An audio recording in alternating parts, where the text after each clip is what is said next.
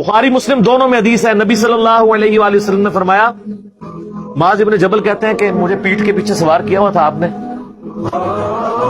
सवारी के ऊपर, ऊंट पे सवारी चलना शुरू हुई तो आप फरमाया मुआज़, मैंने कहा लब्बैक या रसूलल्लाह, हाजिर।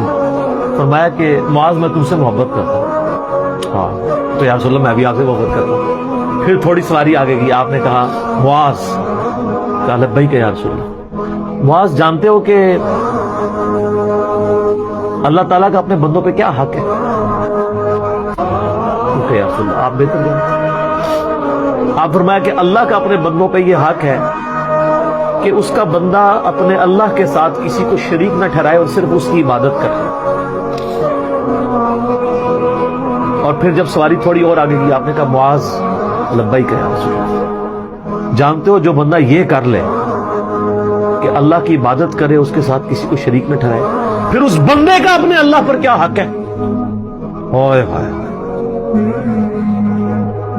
या रसूलल्लाह अल्लाह उसका रसूल बेहतर जानते हैं। फरमाया ऐसे बंदे का अपने रब पे ये हक है कि अल्लाह उसको अजाब ना दे और जन्नत में दाखिल करे। तो सर अल्लाह अगर अपने बंदों से हुकूक मांग रहा है ना, अपना ये हक मांग रहा है कि मेरी इबादत करो, तो इसके अगेंस्ट वो दे रहा क्या है? हमेशा की जन्नत।